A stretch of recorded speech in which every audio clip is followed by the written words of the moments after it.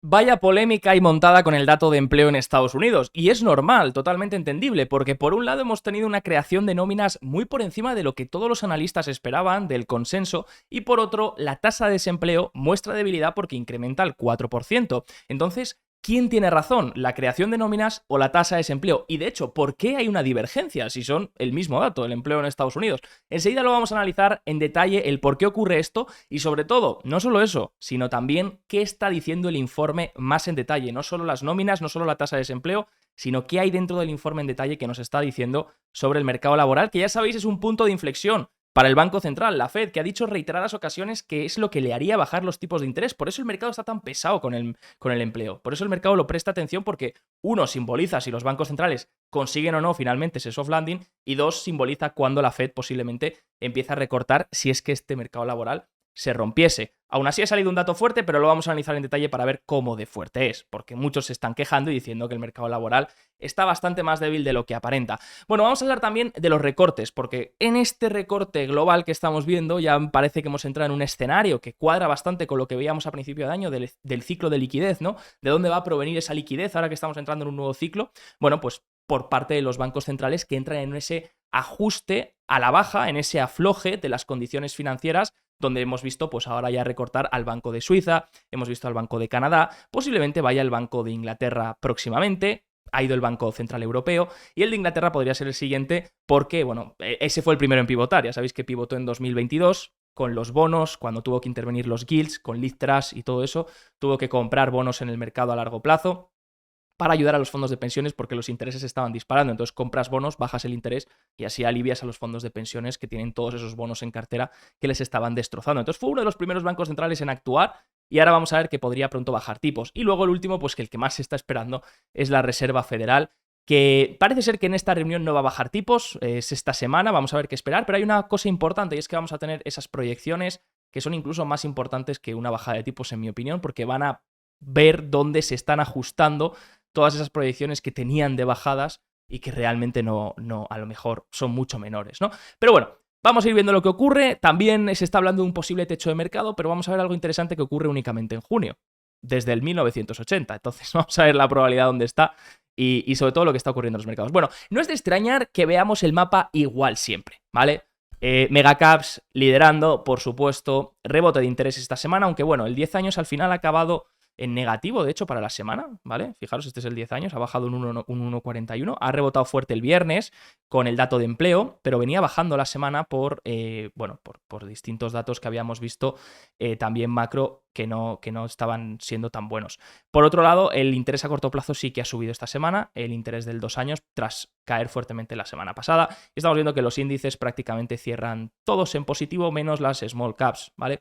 Esto es lo que, bueno, está también agobiando estas divergencias otra vez, las divergencias pues de amplitud, de participación, algo que ya hemos visto durante todo 2023 y sería muy repetitivo, es muy pesado, es lo de siempre, pero es lo que está ocurriendo y lo que sigue ocurriendo. ¿Cuándo terminará? Bueno, la variable T no la conocemos, lo que está claro es que obviamente esto no puede perdurar de por vida, ¿no? Que suban unas pocas acciones y el resto sí suben, ¿vale? Porque no podemos decir que no suban, sí suben y enseguida os voy a decir, de hecho, se miden las small caps con el Russell 2000, ¿vale? Pero de hecho podría ser una mejor medida el Vanguard Small Caps, ¿vale? Y fijaros el Vanguard Small Caps cómo está haciéndolo, ¿vale? Entonces, a nivel semanal nada tiene que ver con lo que está haciendo el Russell 2000, ¿vale? Fijaros que a nivel semanal está prácticamente en sus máximos, de hecho haciendo un cap bastante perfecto, entonces, bueno, si rompiese esto sería bastante interesante para el Vanguard Small Caps, que es el ticker VB, pero fijaros la diferencia con el WM, ¿no? Entonces, bueno, el WM todavía sigue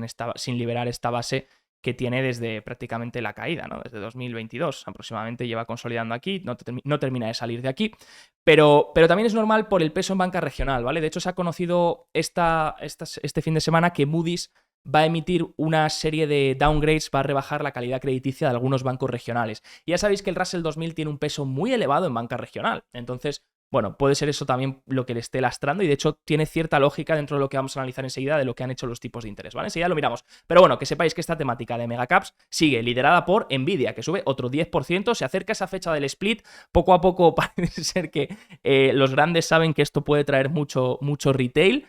mucho pequeño inversor que se va a volver loco. La semana pasada, el último informe de mercados, ya hablábamos de los del split, por si lo queréis revisar, y todos los estudios y lo que dicen, os lo resumo rápidamente.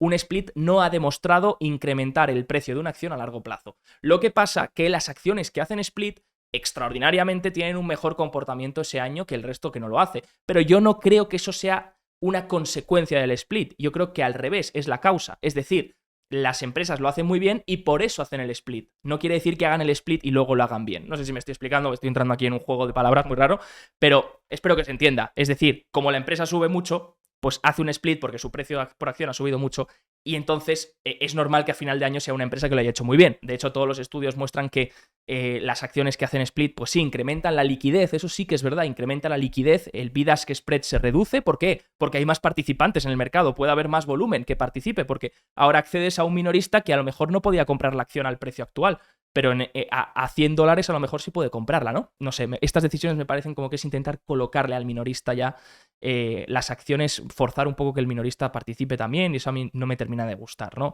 Recortes del Banco Central Europeo. Importante, ¿vale? Bajan tipos de interés 25 puntos básicos, entonces, bueno, se confirma más o menos que estamos viendo este movimiento del ciclo de liquidez. Esto ya es para los que creáis en el ciclo de liquidez o no, lo veíamos al inicio de 2024, trabajo de Michael Howell, que, bueno, en principio no está funcionando mal, de por qué se estaban aflojando las condiciones a nivel global y de que eso impulsaba un nuevo ciclo de liquidez. Esto ya es como todas las cosas, puedes creer o no creer en esto, pero vamos, básicamente lo que decía Michael Howell es que entrábamos en un ciclo de ajuste, de liquidez, de incremento de la liquidez, donde por supuesto parte de la liquidez iba a provenir de los bancos centrales. ¿Cómo iban a proporcionar esa liquidez? Recortando o haciendo, por ejemplo, la Fed haciendo ese QT taper, ¿no? Reduciendo ese QT, pues todas las propuestas que aflojen las condiciones financieras permiten ese incremento de liquidez, ¿no? Entonces, ha tocado esta semana al Banco Central Europeo, que baja 25 puntos básicos. Algunos se preguntarán por qué el Banco Central Europeo baja si ha revisado las expectativas de inflación al alza. Fijaros, ha subido las expectativas de inflación armonizada en 2024 y en 2025 un 0,2, ¿vale? Las ha subido al 2,5 y al 2,2 por encima del objetivo del 2 y se llegaría por debajo del objetivo del 2 a partir de 2026.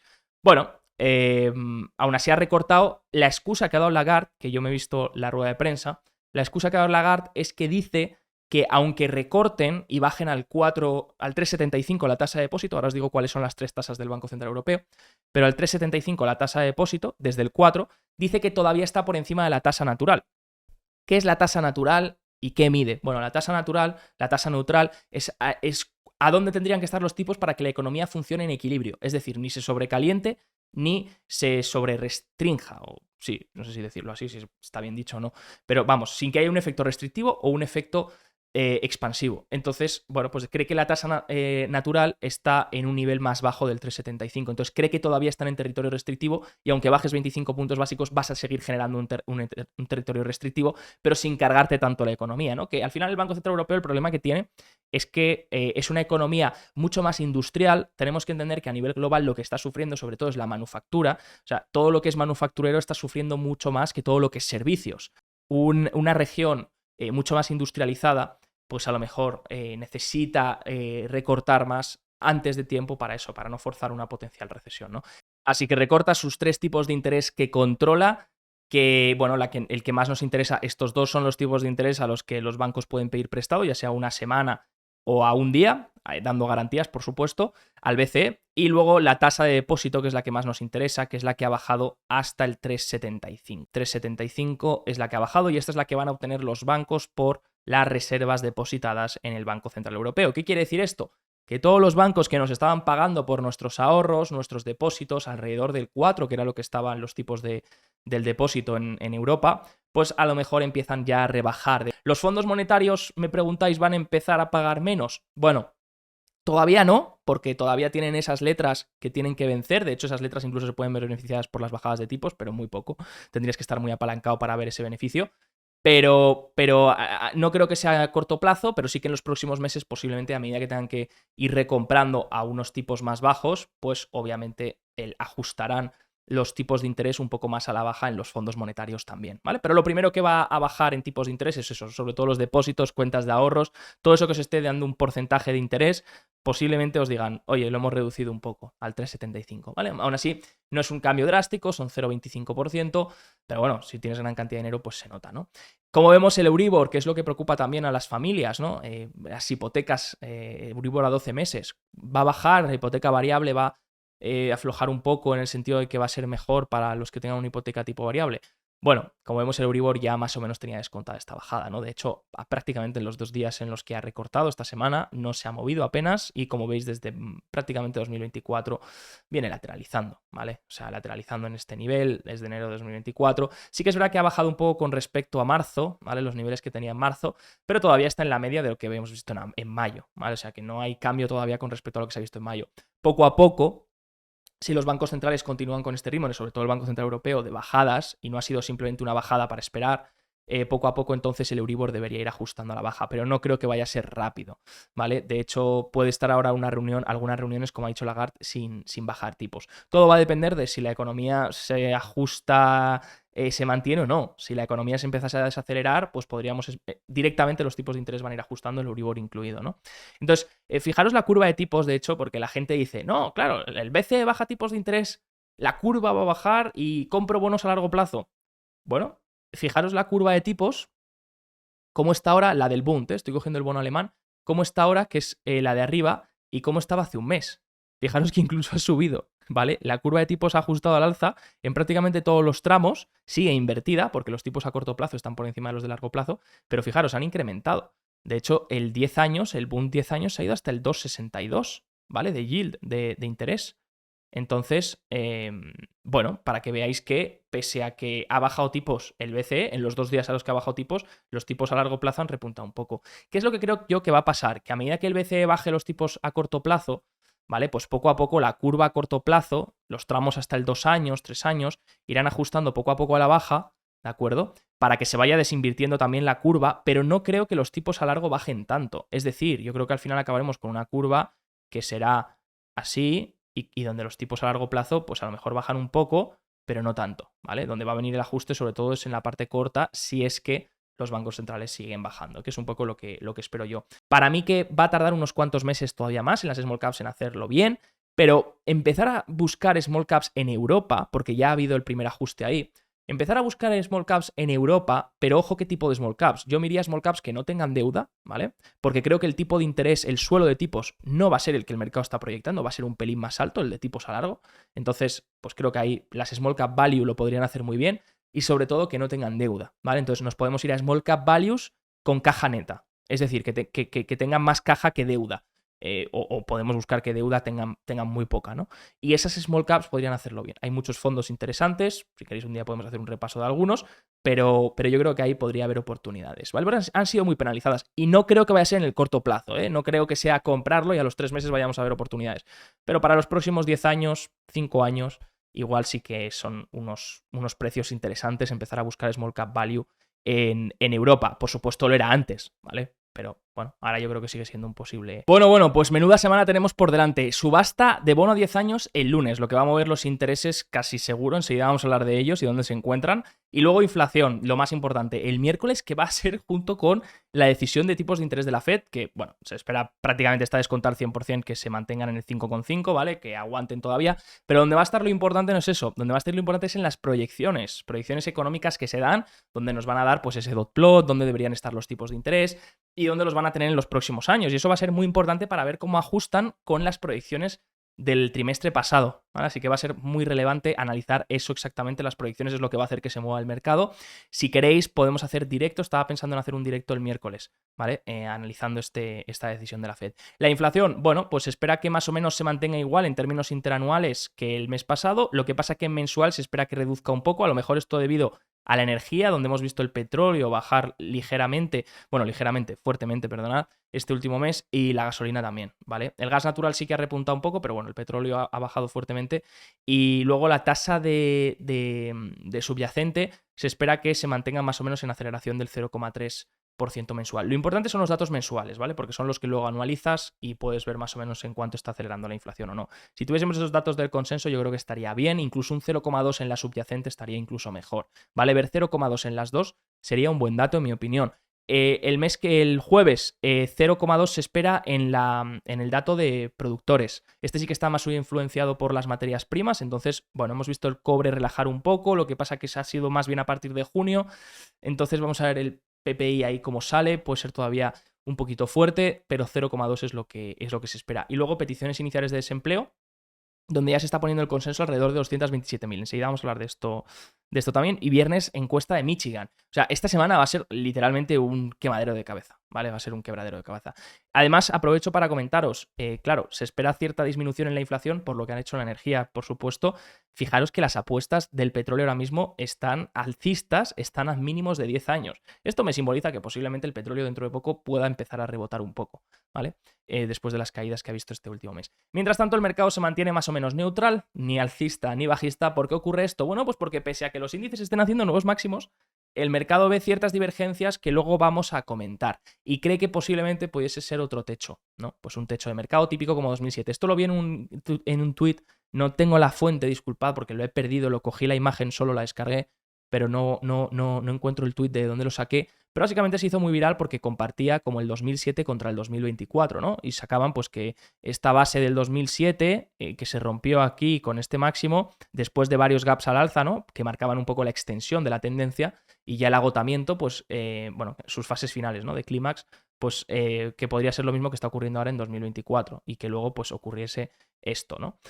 Aquí la teoría, hombre, techos siempre ocurren y van a seguir ocurriendo. La gracia es que en junio no ha habido ningún techo desde 1980. ¿Será esta la primera vez? Bueno, eso ya os lo dejo a vosotros opinar. Obviamente hay una primera vez para todo, como fue para abril, para mayo, para febrero, que hay una, para julio también, para agosto, pero normalmente los techos de mercado suelen entrar entre enero, noviembre y diciembre, ¿vale? No olvidemos también que estamos en un año electoral. Entonces, bueno, ¿qué podríamos hacer? Pues si se pierde esta base, que al final no deja de ser una base sobre base, porque esto podría haber sido aquí, pero podría haber sido aquí también al romper esta, o podría haber sido aquí, y vemos que siguen subiendo, ¿no? Entonces lo que podríamos hacer es coger la base y decir, vale, bueno, pues ¿cuál es la salud del mercado? Pese a todas las divergencias que hay, que ahora os vamos a comentar, que es un poco lo que está diciendo la gente, ¿no?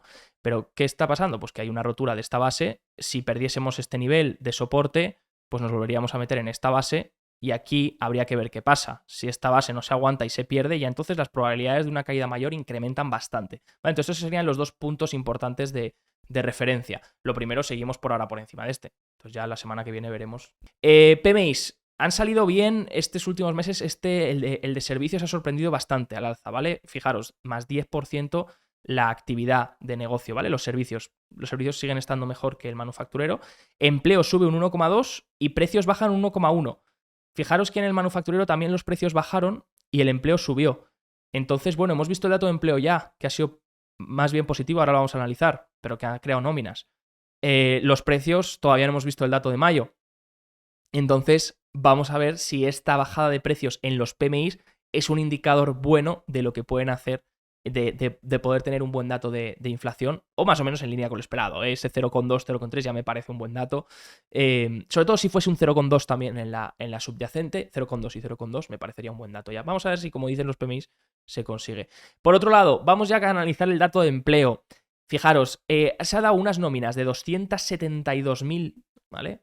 Que es una barbaridad. O sea, uno que diga 272.000 nóminas para lo que se esperaba, ¿vale? Para lo que se esperaba. Pero fijaros que más o menos está en línea con lo que venimos viendo en los últimos años, ¿vale? Más o menos en línea. Sí que es verdad que ha desacelerado un poco, pero más o menos en línea. Ahora bien, la tasa de desempleo ha subido al 4%. ¿Vale? ¿Por qué ha pasado esto? Bueno, pues porque, como sabéis, hay dos encuestas. Está la encuesta Establishment, que es la que veis en verde, y la encuesta Household. Y fijaros que la encuesta Household da una pérdida de empleo bastante elevada, mientras que la otra da 272.000 nóminas creadas en el mes. Esto ocurre principalmente por la diferencia entre las dos encuestas, ¿no? Está la encuesta Establishment y la encuesta Household. La encuesta Establishment llama a las empresas, ¿de acuerdo? Mientras que la encuesta Household llama a los hogares. Entonces, si a ti te llaman y te preguntan, oye, ¿tienes trabajo? ¿O has conseguido trabajo este mes? ¿Que estabas desempleado y has conseguido trabajo? Sí. Vale, ya está, cuentas uno. Aunque tengas 2 trabajos o 3 trabajos. Mientras que en el Establishment, como llaman a los negocios, entendéis que si una persona ha contratado un empleo parcial y luego a otro negocio contratado a otra persona, pues entonces va a haber 2 nóminas contadas. Entonces va a contar esas cantidades de gente que están encontrando un trabajo parcial, ¿no? Y eso es lo que se ve. Fijaros, aquí la diferencia entre los full-time y part-time jobs, ¿no? Empleos de tiempo completo y tiempo parcial. Fijaros que en tiempo parcial se crean todos los meses empleos, todos los meses, también por la categoría de sectores que están ganando empleo, pero todos los meses se crean empleos de tiempo parcial, mientras que se supone que se están destruyendo, según la encuesta Household, se están destruyendo pues empleos de tiempo completo. Y eso es un poco lo que está enmascarando, según dicen algunos, la debilidad en el empleo, ¿no? Que tanta creación de trabajos a tiempo parcial es lo que está enmascarando esa realidad. Fijaros que los empleos a tiempo parcial empezaron a repuntar a partir de 2020 y los empleos a tiempo completo pues parece más bien que han empezado a desajustar desde 2022 aproximadamente, ir a la baja, ¿no? Bueno, también es verdad que los trabajos a tiempo parcial estaban en unos niveles mínimos, habían bajado muchísimo con la pandemia, bueno, con la recuperación de la pandemia, y ahora están empezando a rebotar otra vez, ¿vale? Fijaros que ha ocurrido en anteriores ocasiones estos cambios de estos que, bueno, simbolizan niveles obviamente preocupantes, pero que todavía pues no estamos viendo ese subidón en los empleos a tiempo parcial. Si empezásemos a ver datos de empleo donde viésemos tiempo parcial subir mucho más fuerte y tiempo completo bajar, o sea, si seguimos viendo este comportamiento pero todavía más alargado, es decir, aquí más nivel y aquí más nivel, más dispersión entre los dos, eso sí que va a ser un poco más preocupante, en mi opinión, ¿vale? Pero de aquí la diferencia, por eso la tasa de desempleo ha subido al 4%, porque la tasa de desempleo se mide con la encuesta de los hogares, que dice que no, que las nóminas se han destruido por esas de tiempo completo. También ha habido también hay varios ajustes, no solo el tema de tiempo parcial, tiempo completo. Otro ajuste es también el Birth Death Model, que es un modelo que lo que hace es contar, estimar, según la creación de empresas y destrucción de empresas, cuántos empleos se crean, ¿no? Y de hecho, desde abril ha sido responsable del 56% de los trabajos, se supone, creados, lo cual es muy bestia y muy importante también destacar, ¿no? Entonces, estos ajustes del BLS pues son un poco cuestionables, ¿no? Y también entiendo por qué la gente a lo mejor cuestiona este dato de empleo y se va cada vez poniendo como más reacia a creerse los datos de empleo, ¿no? Lo que pasa que hay 2 sectores clave para la economía y esos 2 sectores son construcción y manufacturero. Y os tengo que decir que el sector de construcción y manufacturero han seguido creando empleos en mayo. Entonces, ¿cuál es mi opinión dentro de todos estos datos de empleo? Mi opinión al final es que creo que el empleo del BLS es, al haber tanta diferencia en eso entre los empleos parciales, no parciales y tantos ajustes, creo que al final no está siendo una imagen muy limpia de cómo está el empleo, ¿vale? Y por eso hay tanta polémica. Aún así, yo lo que creo es que el empleo laboral, y es lo que llevo diciendo durante varios meses y creo que sigo sosteniendo esa teoría y ya la cambiaré cuando vea una destrucción mayor, pero sigo creyendo que el empleo laboral simplemente está retornando a un enfriamiento mayor, ¿vale? De hecho, las nóminas, los salarios han vuelto a repuntar, ¿vale? Un 0,4 mensual, y repuntan también en la tasa interanual. Entonces los salarios han vuelto a repuntar. Por eso hemos visto un dato de empleo más caliente de lo que se esperaba, no solo por nóminas, sino también por salarios. Y claro, ahora uno se pregunta, ya, pero es que el empleo se está destruyendo. Bueno, yo no creo que estemos en la fase todavía de destrucción, pero sí que estamos viendo cierto enfriamiento. Pero eso no quita que el empleo esté aguantando, ¿vale? Vemos un enfriamiento, obviamente, pero no está todavía el empleo aguantando. ¿Qué seguiría? Pues seguiría las peticiones iniciales de desempleo, lo que siempre hemos dicho aquí, ¿vale? Sí que han acelerado un poco en las últimas semanas, ¿vale? Fíjate que se están situando en 220, 229, 230. Esos han sido los datos semanales anteriores, más o menos, en esos rangos. Y sí que han repuntado un poco porque antes estábamos viendo entre la zona de 200, 220. Obviamente eso tampoco es sano, ¿no? Es muy mínimo, o sea, no es, son niveles estructuralmente mínimos que en algún momento tienen que subir. Pero todavía no estamos viendo, fijaros, si alejamos un poco y vemos desde 2020, veis que la tendencia todavía no ha cambiado. Entonces, cuando empecemos a ver varias semanas donde empecemos a ver por encima de 290.000 peticiones semanales de desempleo, esta zona, pues entonces a partir de aquí yo sí que diré que el empleo se está destruyendo. Hasta entonces, pues vamos viendo cómo evoluciona poco a poco. Mientras tanto, ¿por qué es importante esta tasa, estas peticiones iniciales de desempleo? Porque fijaros el timing que producen, ¿vale? Aquí estamos viendo un gráfico que saqué yo con la Fred, donde tenemos las peticiones iniciales de desempleo en rojo y en verde tenemos los intereses del bono a 2 años y en azul los intereses de la Fed. Fijaros que tanto en el 2000 como en el 2007, cuando esas peticiones iniciales se empezaron a subir, y de hecho ya cuando rompen un poco la base, vamos a decir, ¿no? de consolidación, ¿no? Entonces, a partir de aquí, estás en niveles donde más o menos la Fed ya ha empezado a bajar o está a punto de bajar, ¿vale? Y donde el interés del 2 años ya ha empezado a bajar, ¿vale? Entonces, cuando veamos bajar fuertemente el interés del bono a 2 años, peticiones iniciales de desempleo empiezan a incrementar semana tras semana, será símbolo de que la Fed posiblemente tenga que bajar tipos. Bono a 10 años, quería traeros el gráfico porque es muy relevante. Veíamos en el último informe de mercados que podía perder este canal, ¿vale? Si empezaban a haber datos un poquito más de desaceleración a nivel económico. Y lo subo, empezó a perder este canal, bajó fuerte. Los bonos, mientras tanto, de máxima duración, bueno, máxima, de más de 20 años de vencimiento, ¿vale? El TLT, rompieron fuerte esta resistencia y la media de 100 sesiones. Y luego ha venido el dato de empleo y hemos visto este giro de los intereses, ¿vale? Donde han vuelto a rebotar. Entonces podría ser un pullback, tras perder esto, podría ser un pullback y ahora seguir bajando, ¿vale? Ojo que el pullback es totalmente normal. O podría ser una rotura falsa y recuperar esta zona y empezar a hacer otra vez, buscar la parte alta del canal. Obviamente todo va a depender del dato de inflación, ¿vale? Si es un dato de inflación más o menos en línea con lo esperado o mejor, posiblemente esto sea un pullback y empecemos a ver lecturas un poquito más débiles, no creo que caiga en picado, pero un poquito más débiles en el interés del bono a 10 años. Si la inflación sorprende en algún dato y es a lo mejor un poco más fuerte, si esto vuelve aquí, podríamos esperar entonces un interés que vuelva a buscar la parte alta del canal, ¿vale? Y entonces el 10 años va a destruir a todos los que se han puesto largo de bonos en esta rotura. Entonces es importante, ¿no? Justo está apoyando en la media de 100 el TLT tras el dato de empleo. Pensaba que iba a meterse una castaña mayor, pero ha aguantado bastante bien esa media de 100. Entonces, a ver a partir de aquí lo que hace. Obviamente, si perdiese la media de 100 sería porque los intereses han recuperado la caja y sería negativo para los bonos porque habría habido aquí una entrada para los alcistas errónea, ¿no? Una especie de breakout fallido. El vídeo de hoy está patrocinado por Bison Trade, el broker online de Miralta Bank, entidad española regulada y supervisada por el Banco de España y la CNMV. Su objetivo es dar un servicio de alta calidad poniendo foco en las siguientes áreas: seguridad, banco y broker regulados, multiplataforma, tecnología avanzada, acceso a multiproducto, acciones, fondos, renta fija, opciones, divisas y mucho más, y mi parte favorita, la educación y formación para los clientes. Ofrecen tarifas muy competitivas en relación a otros bancos españoles y una atención al cliente excepcional. Visita bisontrade.com y podrás ver más información o probar su plataforma demo. ¿Por qué? Porque hay ciertas dudas sobre el mercado y por qué el sentimiento es muy neutral, que ojo, yo creo que es mejor un sentimiento neutral que un sentimiento positivo, ¿eh? Porque un sentimiento muy alcista puede ser también a veces malo y en cambio un sentimiento neutral puede ser incluso mejor, ¿no? Porque la gente no termina de estar todavía dentro y todavía puede quedar todavía mucho margen de compra. Pero bueno, estamos viendo sobre todo una divergencia con la línea de avance y descenso del NISE, ¿vale? Con respecto al S&P 500. ¿Esto qué quiere decir? Bueno, pues que básicamente hay pocas empresas avanzando y que son otra vez las grandes, algo que viene ocurriendo, no siempre, no siempre, pero algo que ha venido ocurriendo varias veces desde 2023, donde la fuerza sobre todo la tienen las grandes y donde estamos viendo a lo mejor el resto con un poco menos de fuerza, ¿vale? Si miramos prácticamente, pues podéis mirarlo en todos los indicadores, tanto de porcentaje de empresas por encima de ciertas medias, ¿no? Que está declinando en la última semana, pese a que los índices han subido. También, por ejemplo, en el indicador básico de nuevos máximos contra menos nuevos mínimos, estamos viendo que parece que se está tornando en negativo otra vez. Lo que te interesa es tener este tipo de...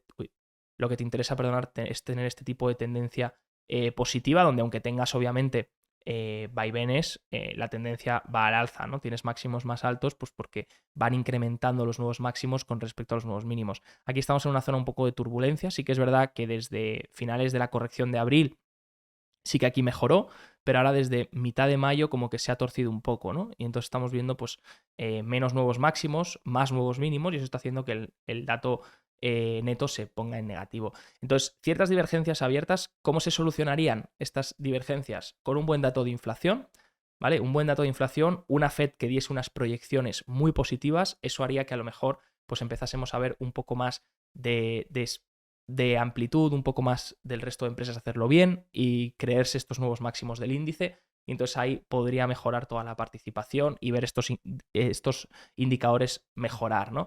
Si viésemos un dato de inflación todavía resiliente y una Fed pues, que se pone un poco más restrictiva, pues obviamente a lo mejor las megacaps aguantan un poco más, pero el resto del mercado va a tener mayor debilidad, ¿no? Entonces estamos todo el rato con esa dinámica y bueno, pues simplemente tener en cuenta eso, que estamos en unos nuevos máximos, eso es positivo para el mercado.